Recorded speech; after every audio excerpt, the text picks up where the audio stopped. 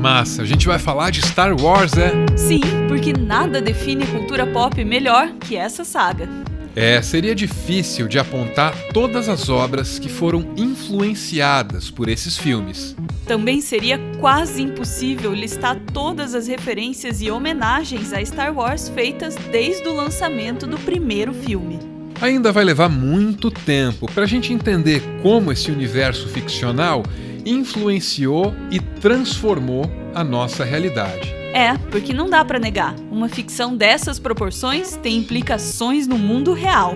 Star Wars é uma dessas obras capazes de transformar cada espectador no nível individual e também capaz de transformar a cultura num nível coletivo. Nesse vídeo, a gente não tem a pretensão de compreender todo o impacto que o universo de Star Wars teve sobre a nossa realidade. Vamos ser honestos, a gente nem ia conseguir fazer isso. O que a gente quer fazer aqui é o contrário. A gente quer entender melhor quais são os elementos do mundo real em que a ficção de Star Wars se inspirou. Algumas das inspirações por trás de Star Wars são meio óbvias, outras nem tanto. E sendo assim, o melhor mesmo é começar pelo básico.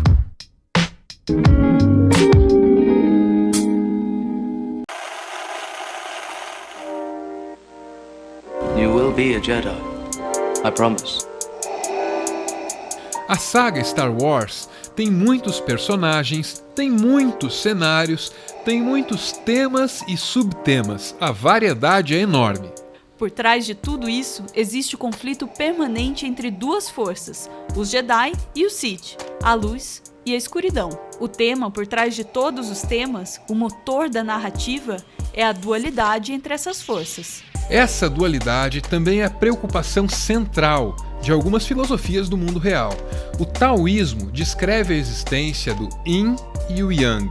Nessa antiga filosofia oriental, essas duas forças compõem a base da realidade. Sunset. Now the sun is setting. This is the time from the daytime go to nighttime. So eventually, yang become yin, yin become yang, yang become yin, yin become yang, yang become yin. Always, in every day, each day that happens. So this shows the coexistence of two opposites. Num dos textos mais importantes do Tao, o I Ching, estão descritas 64 combinações possíveis entre esses dois princípios. Em algumas dessas combinações, as duas forças estão em conflito. Em outras, elas trabalham juntas, em harmonia. Para o Tao, cada momento das nossas vidas, cada pequena e grande situação que nós vivemos, pode ser descrita por uma dessas 64 combinações que estão no I Ching. E o mais importante, a maneira como Yin e Yang interagem está sempre mudando, gerando novas situações em nossas vidas.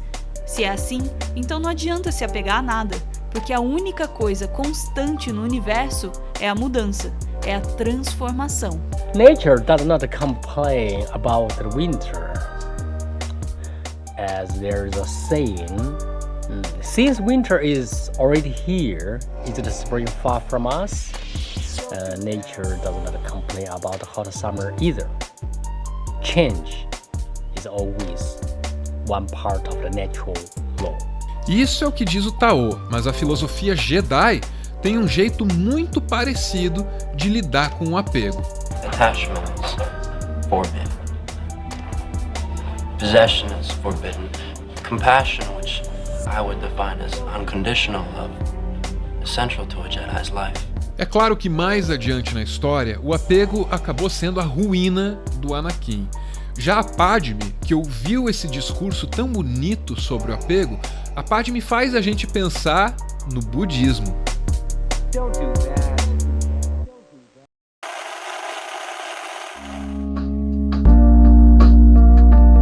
Padme é a líder de um planeta chamado Naboo, que sofre com uma invasão estrangeira.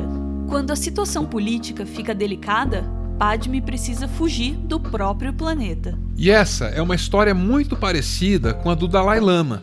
Quando o Tibete foi ocupado pela China, ele precisou fugir para a Índia. Existem outras semelhanças. O nome completo da personagem é Padme Amidala. Amidala contém todas as letras de Dalai Lama. Já o primeiro nome, Padme, isso aqui é uma palavra e tanto. Essa palavra faz parte de um dos mantras mais importantes do budismo tibetano. Om Mani Padme Hum. Esse mantra é tão importante que foi escrito com pedras no alto de uma montanha. Seria difícil de explicar todos os significados que ele pode ter. Então, o melhor que a gente pode fazer é apelar para as palavras do próprio 14º Dalai Lama. Ele disse: Om represents the impure level, impure part, and pure part. Now, how to transform impure part into pure one? Then, money and Padme. Money means jewel. Here, jewel meaning altruism, infinite altruism. Then, Padma. Padma means wisdom. Altruism and wisdom combine. Through that way, that's the proper way, method to purify three impure in order to become pure three, body, speech, and mind. Clear? Like that. O mantra é complexo, porque há um significado e uma cor atribuídos a cada sílaba. E aí, quando essas sílabas se juntam e formam palavras, cada palavra também tem um significado. Padme, por exemplo, é a flor de lótus. Isso aqui é muito importante para o budismo. Essa flor cresce na água estagnada dos pântanos, então ela é um símbolo para um ser humano iluminado que emerge do caos do mundo, da mesma forma que essa flor emerge do pântano. O nome da Padme carrega a lembrança do mantra e também carrega essa imagem da flor de lótus emergindo de um pântano. O pântano, aliás, é muito importante em Star Wars. Lembra quando o mestre Yoda estava treinando o Luke? Esse treinamento aconteceu num lugar pantanoso, muito semelhante aos lugares onde a flor de lótus costuma surgir. E esse pântano em Dagobah é muito importante na trajetória do Luke. É aqui que ele aprende os mistérios da força. Se o Luke tivesse tentando ser um Buda, ele teria atingido a iluminação nesse pântano com esse mestre. Mas ele é um Jedi, então é aqui que ele compreende a força. O mestre Yoda usa os mesmos métodos dos antigos mestres budistas. Ele é cheio de aforismos e ele usa cada diálogo para passar uma lição. É assim quando Luke chega para ele dizendo que quer encontrar um grande guerreiro. Great warrior.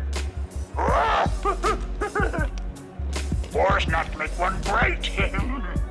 Nesse pântano, diante desse mestre quase budista, é como se o Luke pudesse se tornar a flor de lótus. A doutrina Jedi tem outras similaridades com o budismo. A filosofia é parecida e algumas das práticas são idênticas. As semelhanças são tão grandes que esse cara aqui escreveu um livro sobre isso. A great deal of the similarities is found in the dialogue of the Jedi. We have Yoda talking to Luke a lot about unlearning what he has learned, do or do not, which is a very Zen-like expression in The Empire Strikes Back. But then we go back to the prequels. We have mindfulness, concentration, the here and now. This is terminology that Qui-Gon Jinn is talking to Obi-Wan Kenobi about, but it's terminology that one might hear in a Buddhist monastery or practice in it. Por dar tanto destaque aos ensinamentos do mestre Yoda, O Império Contra-Ataca é facilmente um dos filmes mais budistas de toda a saga. Não por coincidência, também o meu preferido. Mas isso não significa que a doutrina Jedi tenha se afastado das suas origens orientais nos filmes posteriores.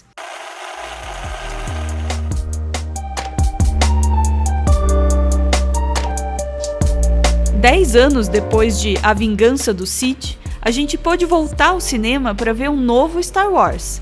Esse filme se chamava O Despertar da Força. Matthew, que é uma autoridade em budismo e Star Wars, percebe uma referência a essa filosofia oriental logo no título desse filme, porque um Buda é aquele que despertou. To me, the movie is about awakening to one's own potential.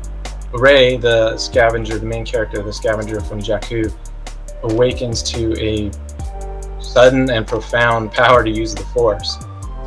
She's out of nowhere, she's flying a Millennium Falcon through a Star Destroyer, wielding a lightsaber like Miyamoto Musashi. Essa proximidade com o budismo é parte daquilo que torna Star Wars uma obra universal e longeva. É claro que essa saga não torna a gente capaz de levantar coisas pesadas com o poder da mente. É claro que ver Star Wars não te faz capaz de usar um sabre de luz. Mas existe sim algum tipo de força muito importante e muito sutil que você pode tirar dessa saga. For us, in our world, our potential can't grant us telekinesis or mind powers, but it does grant us something powerful, something perhaps that Obi-Wan Kenobi might say is more powerful than you can possibly imagine. It's the seed of awakening. And that seed is in all of us, waiting for us to help it grow. It's the seed that brings forth insight, wisdom, compassion, and a deep desire to relieve suffering and bring joy.